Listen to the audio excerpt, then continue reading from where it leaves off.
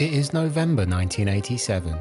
As autumn begins its journey towards winter, the financial world is in chaos following the Black Monday stock market crash of October, with some even forecasting the potential return of the Great Depression.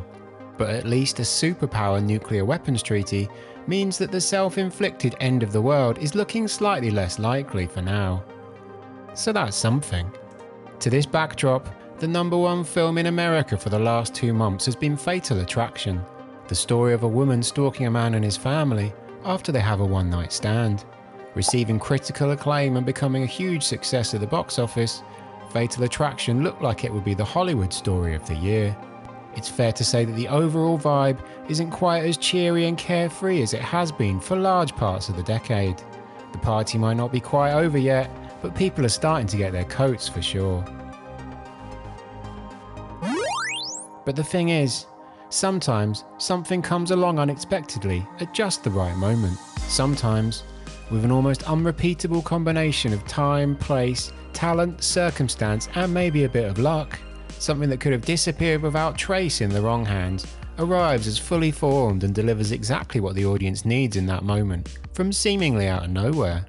One such something arrived in cinemas in late November 1987, when Disney, through their Touchstone Pictures brand, released a low-budget comedy carried by lead actors cast to help keep the cost down. The movie starred Magnum P.I. and Sam from Cheers, TV stars who hadn't cut the mustard on the big screen, along with Mahoney from Police Academy, and a baby. And it was a remake of a farcical French comedy released just a couple of years earlier. Oh, and it was directed by Dr. Spock. This probably doesn't instantly appear to be the obvious ingredients for the blockbuster of the year at the time, but in some sort of divine Hollywood alchemy, Three Men and a Baby proved to be just that. By the end of its incredible 6-month cinema run, a period during which it rarely fell out of the top 10 films in the country, it was clear that the people had spoken. Audiences quickly turned Three Men and a Baby into a smash hit, and the highest grossing film of 1987 at the US box office. On a budget of just $11 million, the film ended up making over $240 million across the world's cinemas. It was the 15th biggest film in North America of the entire decade. Given the comparatively meagre production costs, was perhaps the most profitable of the lot. Though it could have easily been just another mid-movie rolled off the 1980s production line, Three Men and a Baby ended up being lightning in a bottle. Just how did this unlikely juggernaut go from a strange-sounding idea to a runaway Hollywood success story? What happened next for this newly minted brand, the key players behind it, and the studio who made it a reality? Does the film leave any cultural footprint behind? And how does it hold up 4 decades on from its release? And is there really a ghost in the final cut of the film? All this and more as we explore how Three Men and a Baby won 1987.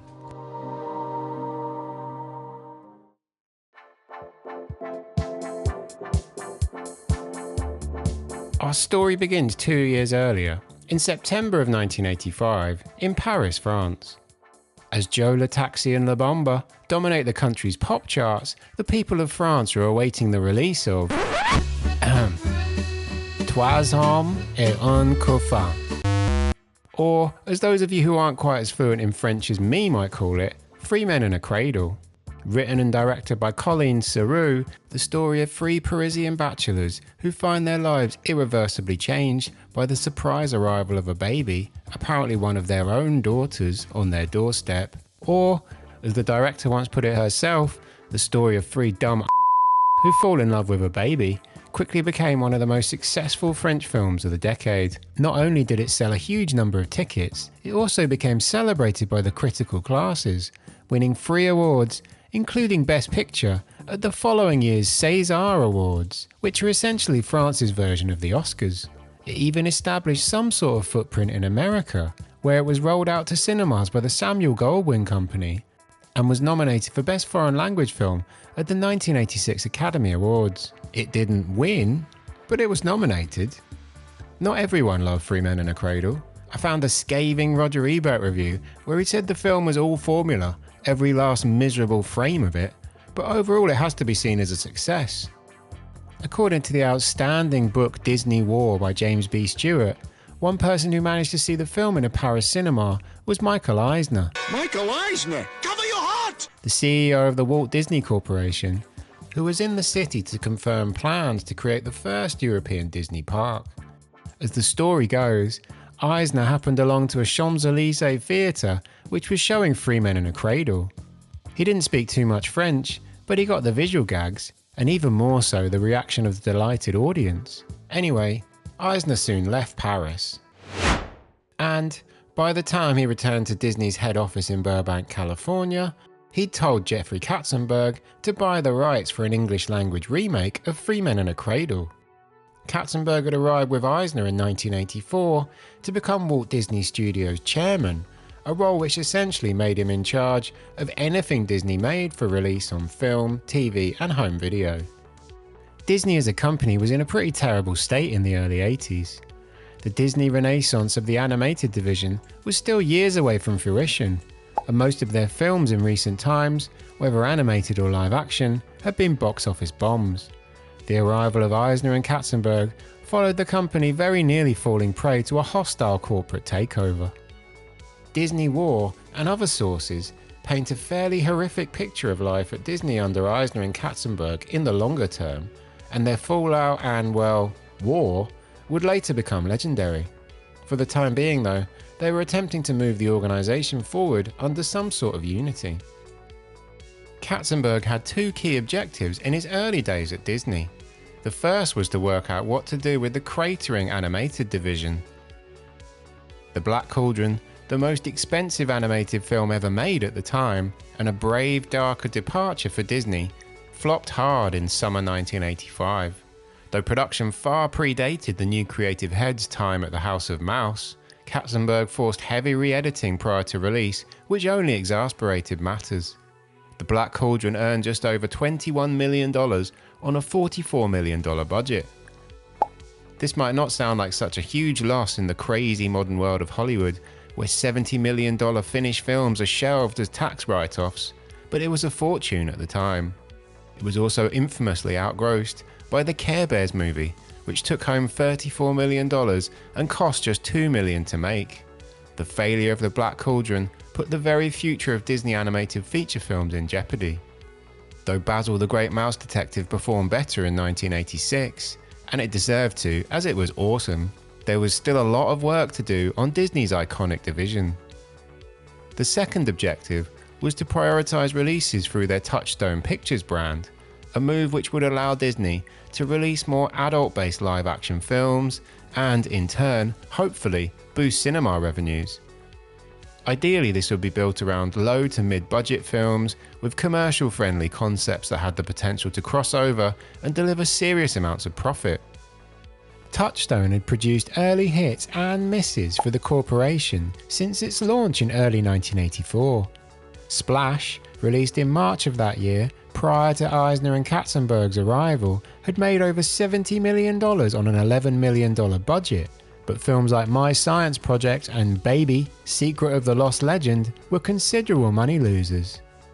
Live-action success, Eisner and Katzenberg's bread and butter, felt like a more easily attainable win.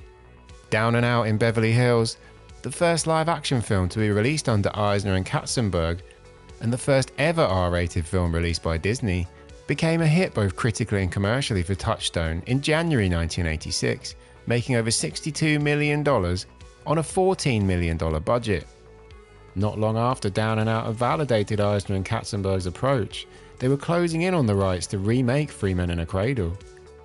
By the summer of 1986, it was time for Disney to make good on that investment and turn Three Men in a Cradle, or, as it had been rechristened, Three Men and a Baby, into the studio's latest live-action success story.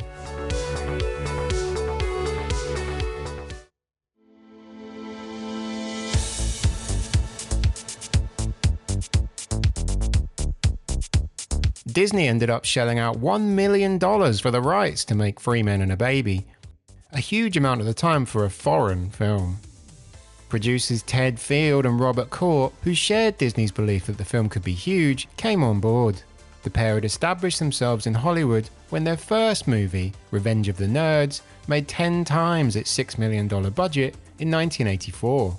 Speaking of budgets, keeping in line with Touchstone Pictures' general strategy of spend little, make lots, they were given just $11 million to deliver Three Men and a Baby to theatres by November of 1987.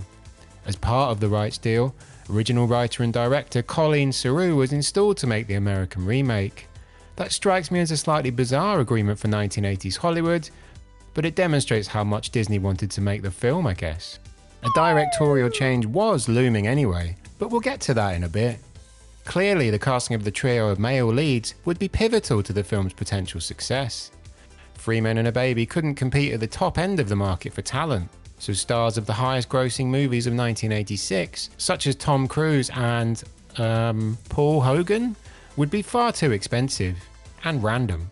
Michael J. Crocodile Dundee. To find their perfect stars, producers had to think a little more outside the box. Or perhaps that should be inside the box. They started by looking at their TVs.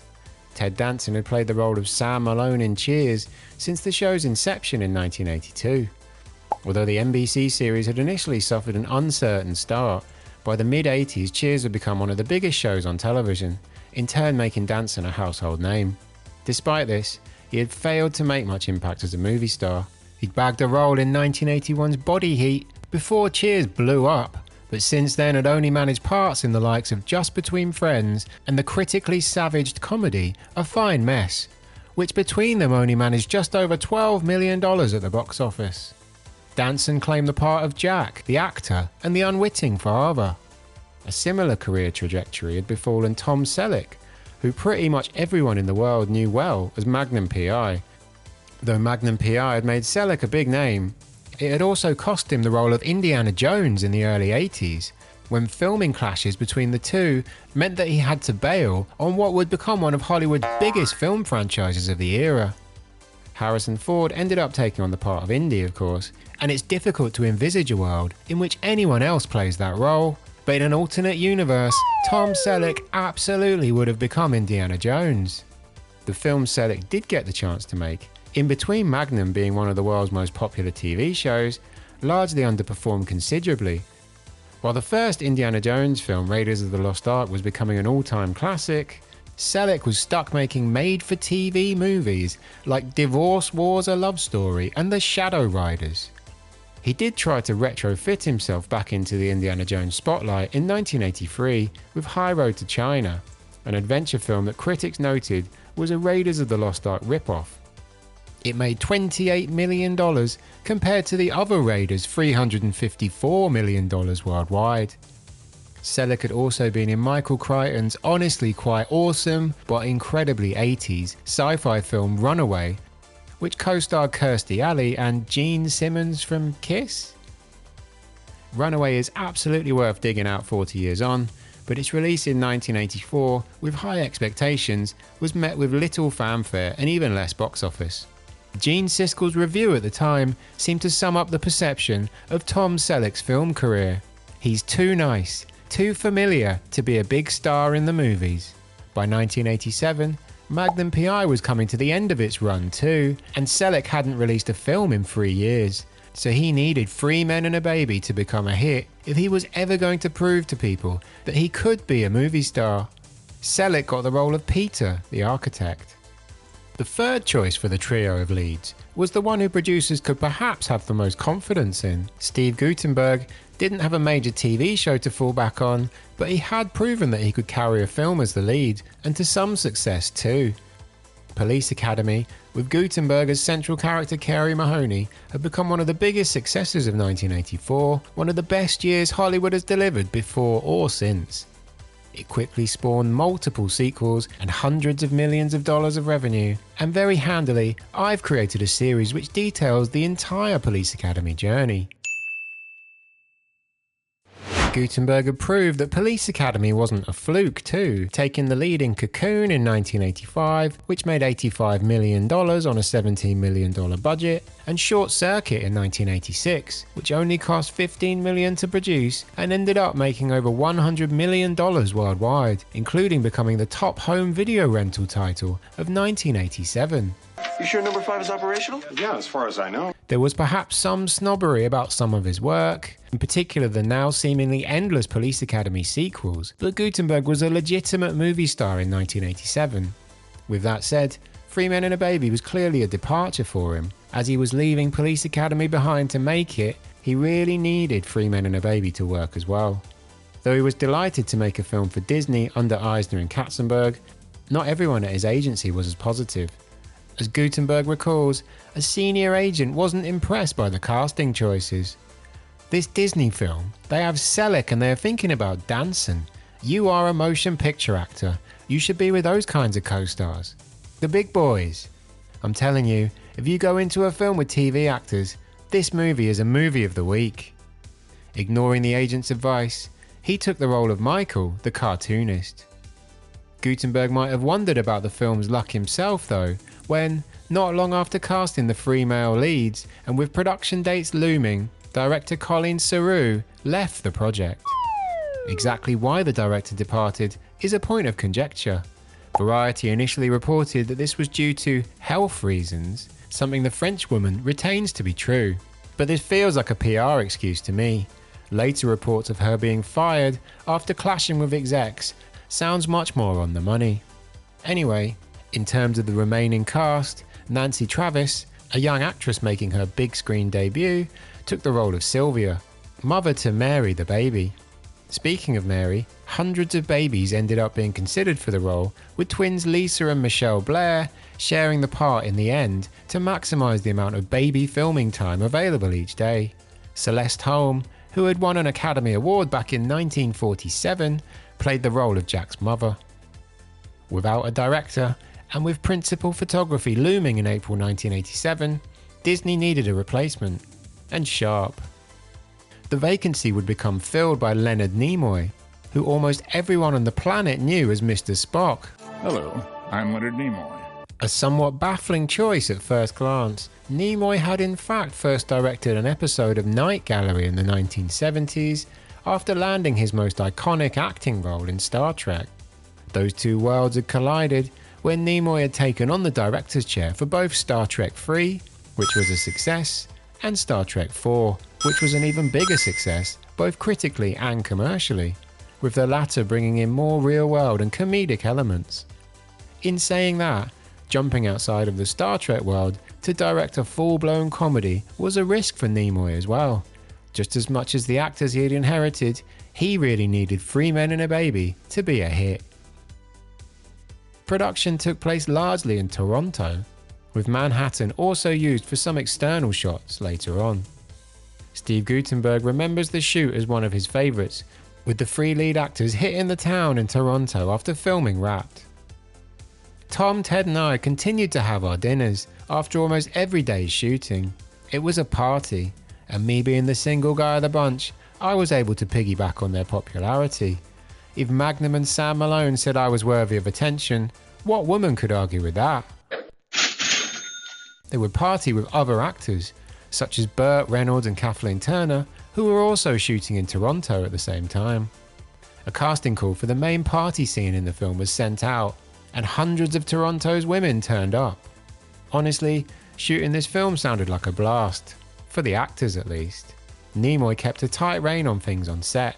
He and Disney execs demanded rewrites and script tweaks as filming was ongoing, so writers Jim Cruikshank and James Orr spent most of their time in their hotel rooms writing away. Utilising an almost beat-for-beat plot resemblance to the French source material, Three Men and a Baby transposed the story from Paris to New York, with the film's protagonists happily living their bachelor lives in a truly epic apartment. Their world is drastically changed when, after Jack heads off for an acting job, a young baby is left on their doorstep with a note claiming that this is his daughter. Initially completely out of their depth, the men grow to love their new roommate, setting us up for an eventual happily ever after ending.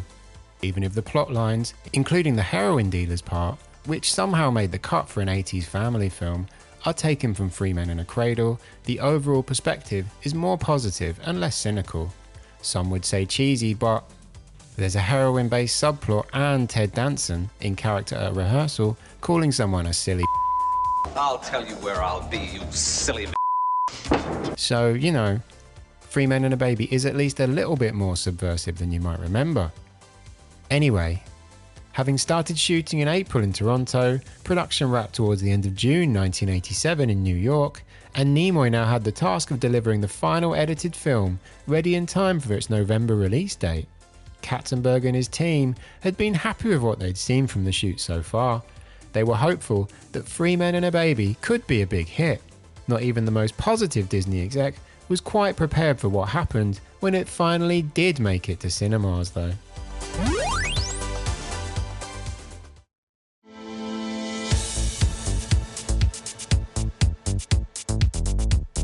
Even if the economic and political worlds were tumbling towards some sort of chaos in late 1987, Hollywood was able to celebrate a year in which it had delivered a wide variety of films that would soon become iconic, from RoboCop and The Princess Bride to Lethal Weapon and The Lost Boys. Hollywood even managed to make the worst of yuppie greed culture thrilling in Wall Street.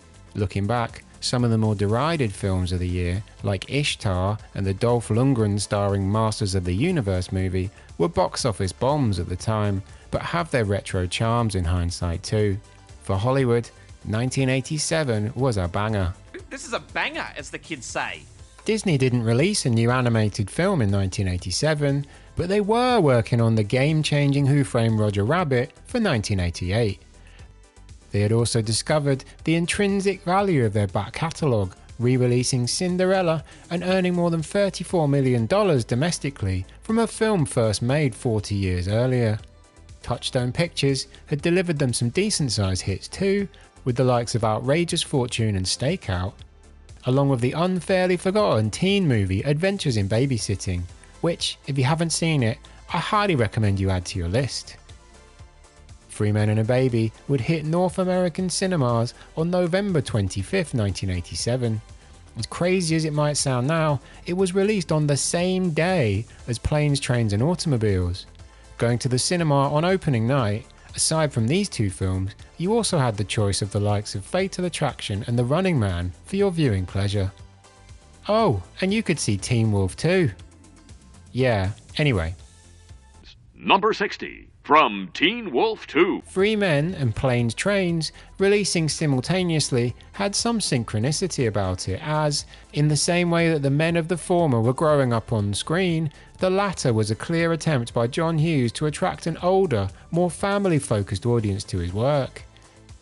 Hughes had made most of the greatest teen movies of all time over the previous few years, but Planes, Trains and Automobiles has to be considered an enormous success from a creative perspective. It holds up so well today. Upon its release, Planes, Trains and Automobiles was given considerable critical praise, but perhaps surprisingly, so was Three Men and a Baby. It wasn't being heralded as a new cinematic vanguard or anything, but the reviews were pretty good. Even Roger Ebert, who had savaged Three Men in a Cradle 2 years earlier, enjoyed it. Because of Selleck and his co-stars, the movie becomes heartwarming entertainment. The story of the men and the baby is so compelling. Clearly, the audience agreed. Three Men and a Baby was a smash hit from the very first day. You have to see this movie. They can babysit me anytime. Grabbing the #1 spot in its opening week and not dropping below second place in its first 8 weeks on release. Three Men and a Baby was still running in cinemas and in the top 10 films in North America 6 months later. The film made over $164 million in the US and Canada alone. As it was released across the world throughout 1988, it continued its financial snowball. Its haul of $240 million worldwide exceeded all expectations. In the end, the film smashed records for Disney. Aside from being Touchstone's biggest hit ever, it was the first Walt Disney Studios film to make over $100 million domestically, and sold 42 million tickets in the US alone.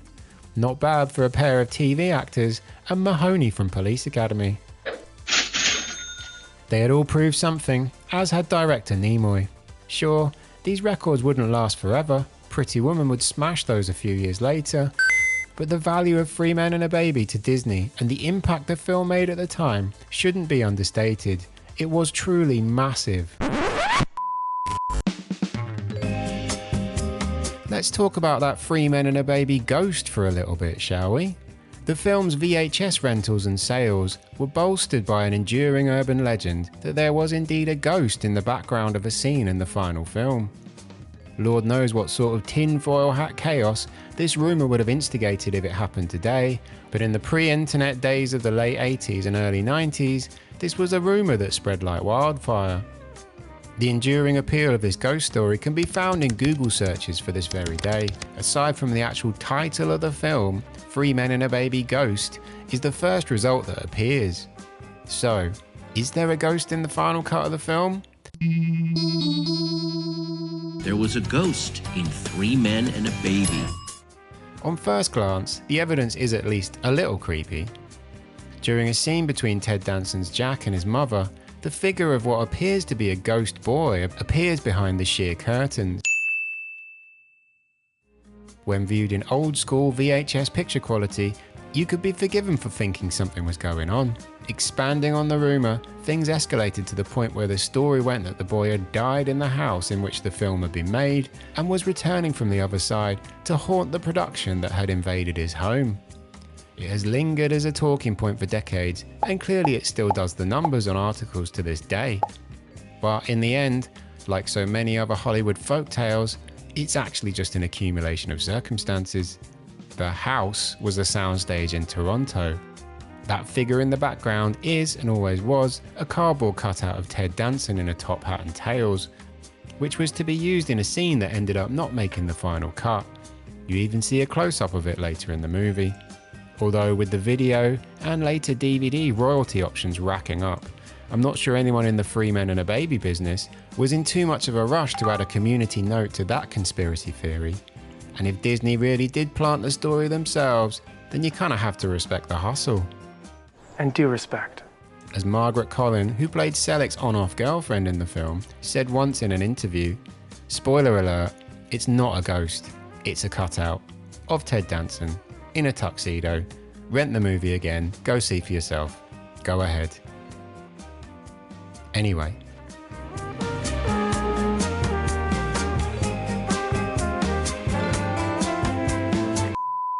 Obviously, a sequel became an instant priority for Disney.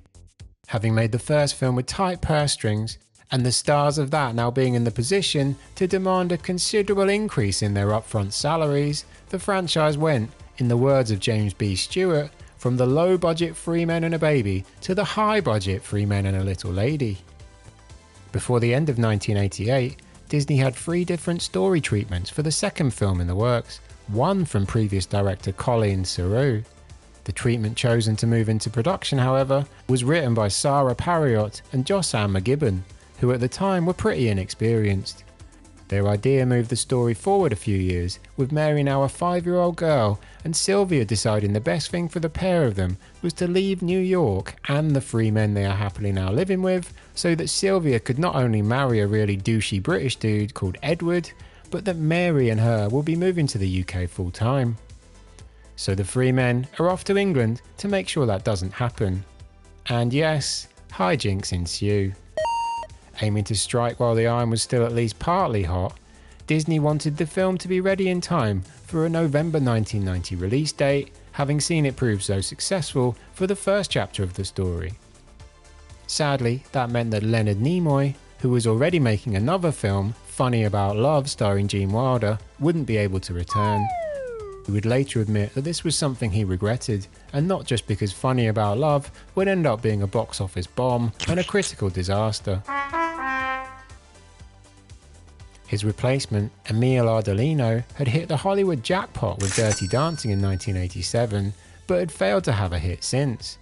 Having just made Chances Are, a comedy starring Robert Downey Jr. and Sybil Shepherd, which didn't make much money, but did receive good reviews, he seemed like a relatively safe pair of hands to take on an already popular brand.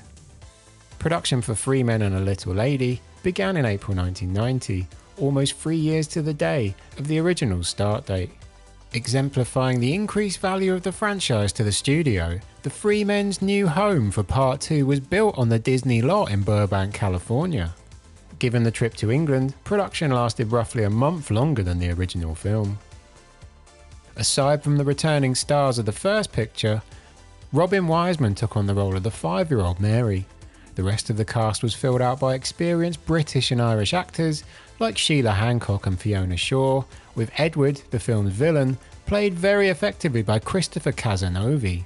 Though they all bring plenty to the film, Three Men and a Little Lady as a whole was received as a disappointing follow-up. Critical evaluations, while not a disaster, weren't as strong as for the original. When I saw Three Men and a Baby back in 1987, I have to admit I was pleasantly surprised. I knew the movie was going to be contrived and implausible, and it was, but what I didn't expect was that it would also be warm-hearted and charming. I liked it. But now they've assembled the same stars and made a sequel called Three Men and a Little Lady, and this time they've pushed their luck a little too far. However, with the stars of the first monster hit in place, and a story Disney had chosen as a banker, Three Men and a Little Lady was surely a can't-miss smash in waiting, an excuse for Disney to start printing money again, right? Well, it didn't quite end up that way. When the movie dropped, Little Lady wasn't the all-conquering behemoth of its predecessor. The film only debuted at number 2 and lasted less than a third as long in cinemas. Its domestic takings of almost 72 million was less than half of Part 1. The film still did okay, and found a second life on video and TV across the decades, but enough of a decrease to be seen as a business disappointment. The overall perception at the time seems to have been that it was just there, nothing too special. I enjoyed it, but hey, what can you do? Although Three Men and a Little Lady hasn't performed as well as the original film at the American box office, it is nonetheless quite enjoyable to watch. But it isn't in any sense a profound work. Indeed, it's the kind of film that's instantly forgettable. Just a few hours after seeing it, it's hard to remember exactly what went on. Although Three Men and a Little Lady does contain some entertaining moments, it has all the hallmarks of a money-making sequel, particularly one that tries to trade on the goodwill generated by the original. Even though I'm a fan, it's still clear that the cultural climate had changed, that the Three Men were to some extent yesterday's news. The child taking all the attention at cinemas in November of that year wasn't Mary, it was Kevin, the streetwise, self-aware and, well, 90s young star of Home Alone, the big hit film of the season. While Little Lady was filled with British lovies and 80s TV stars bumbling around the English countryside, Home Alone had Carnage, Joe Pesci and Macaulay Culkin, the hottest child star Hollywood had seen in decades, waging full-on cartoonish warfare. In the age of Bart Simpson, Mary and her doting co-parents weren't part of the zeitgeist. One was cool in 1990, the other wasn't really anymore, sadly. It happens to the best of us in time. For John Hughes, who had seen his 1987 film Planes, Trains and Automobiles eclipsed at the cinema by Three Men and a Baby, his Home Alone story had now well and truly turned the tables. It became a huge hit, the highest grossing movie of 1990, and went on to make over $476 million worldwide. Oh, Lisa, haven't you seen Home Alone? Three Men and a Little Lady couldn't compete at the top level in 1990. I don't know though, the first film was a moment in time, never to be repeated, but the second one still has its charms to this day too. The chemistry of the lead stars is still there, and that could carry pretty much any film to be watchable. Perhaps it's not as solid an overall package. It's a real shame Nimoy couldn't make this one too, but it features some cracking moments. Ted Danson's undercover priest performance at the climax of the film gets me every time, and ending on Waiting for a Star to Fall by Boy Meets Girl is difficult to be topped too. Maybe they should have set Three Men and a Little Lady at Christmas.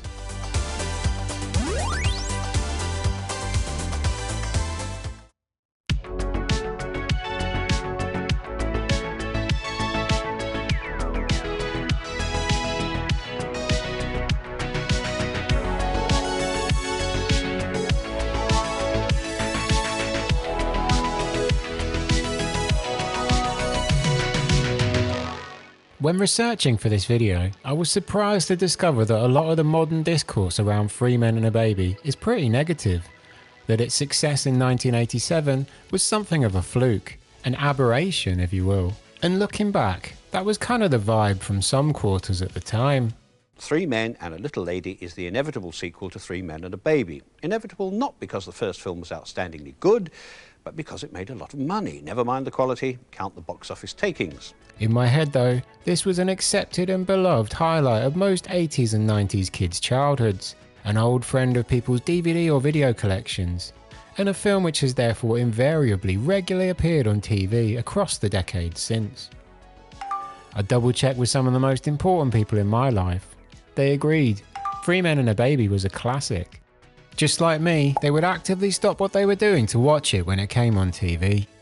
Three Men and a Baby and Three Men and a Little Lady were two of the most important films of my childhood, and as the years have gone on, that hasn't changed. If anything, they mean a bit more. From watching them on TV with my mum in the 90s, to making sure this and Police Academy were the first two DVD box sets I bought in the 2000s, to my wife and I choosing Waiting for a Star to Fall by Boy Meets Girl as the end of ceremony song at our wedding, these movies have ended up shaping our lives. They're the reason I idolised Tom Selleck, the icon himself, and why I think both him and this film franchise are massively undervalued by some sections of popular culture. The first film in particular is pretty much perfect. They encapsulate a time in Hollywood which sadly appears to be gone. But I guess that's the thing about perception. It's entirely subjective. My experience is different to your experience, is different to Tom Selleck's experience. Three Men and a Baby, for me, remains one of the best films of the 1980s. It's a simple, charming, great movie where all of the pieces of the production fell into place as well as they could have ever done. Roger Ebert's review of the 1987 release helps to encapsulate how and why it became such a success. One of the big surprises in the movie is Selleck's wonderful performance as the bachelor architect. After playing action heroes on TV and in the movies, he now reveals himself to be a light comedian in the Cary Grant tradition, a big, handsome guy with tenderness and vulnerability. When he looks at baby Mary with love in his eyes, you can see it there, and it doesn't feel like acting. And this hits the nail on the head. Sometimes, in cinema, an actor lands in the perfect part at just the right moment. In Three Men and a Baby, Tom Selleck finds exactly that. His performance is terrific, and deserved at the time to be considered for awards season. It encapsulates how this was a film where everything matched together. From the spot-on tone of the direction of Leonard Nimoy, who wasn't even supposed to make the thing, to the supremely 80s soundtrack featuring Miami Sound Machine and Peter Cetera, to the truly incredible interior design of the three leads' apartment. The three leads weren't ever able to really replicate the big screen success of their hit film again. Guttenberg took a bit of a hiatus in the early 90s, and his star never really recovered, while Danson didn't release another film until 1993's Made in America. Selleck appeared in more box office bombs, like 1992's Folks, in which he did not have a mustache. Wait, what? And Christopher Columbus, The Discovery. Though Danson and Selleck in particular had considerable success on TV in the preceding decades, the three men went fairly rapidly from being the leads on the biggest film in America to more heritage performers, loved for their past work but not considered as headlines of major movie releases anymore. For Disney, their animated renaissance and largely missed but occasional huge hit live-action movies would make Three Men and a Baby a distant memory by the early 90s. Eisner and Katzenberg's working relationship would eventually implode in spectacular fashion, but there's no denying that they took Disney from a company on its last legs to a true entertainment powerhouse. Eisner was eventually forced out of the company in 2005, years after Katzenberg had left, in a blaze of publicity to launch DreamWorks with Steven Spielberg and David Geffen. He also later launched Quibi. Well, streaming service Quibi is shutting down after just 6 months in operation. Leonard Nimoy's final film as a director, Holy Matrimony, which featured a pretty dodgy storyline in which thief Patricia Arquette married a 12-year-old Joseph Gordon-Levitt, made less than $1 million in 1994. Not being able to make the Three Men sequel did seem to impact his directing career as well. Leonard Nimoy passed away in 2015. It was in fact Emile Ardolino who had the bigger post-Three Men directing hit, when Sister Act, which he made for Touchstone in 1992, went on to make over $230 million at the box office, spawning a franchise which continues with musicals to this day. Ardolino sadly wouldn't live to see much of it. He passed away in 1993 due to age-related complications. Colleen Sarrou, whose original film inspired the entire thing, didn't ever get to make a movie in America, but her share of the profits for all future versions and sequels of Three Men and a Baby will certainly have softened that blow. Her own Three Men and a Cradle sequel, 18 years later, was released in France in 2003.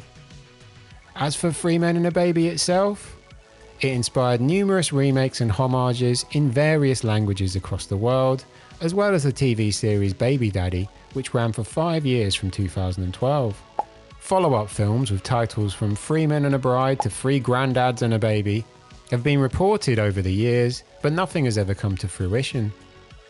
Zac Efron has been attached to a reboot for Disney since 2020, but we haven't seen much movement on that either.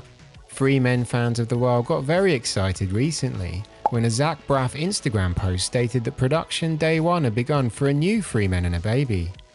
I mean, that had to have major potential, right? Reading the replies to the post, it was clear that there are plenty of people who still cherish the original film and would love to see a faithful reboot. Sadly, this was in fact just a photo from his time on the series Shrinking, great show by the way, check it out, and not an 80s reboot which could actually work. So yeah, false alarm on that one sadly. The legacy does endure in some form though. Hallmark's Just Different Enough to Avoid Copyright Issues, Three Wise Men and a Baby, proved a big hit for the channel in 2022. So that's something, I guess. Who knows whether we will ever see anything more from the Three Men universe. Given how much the original film managed to achieve just the right chemical balance to be the underdog winner of 1987, maybe it'll be a question of letting sleeping babies lie.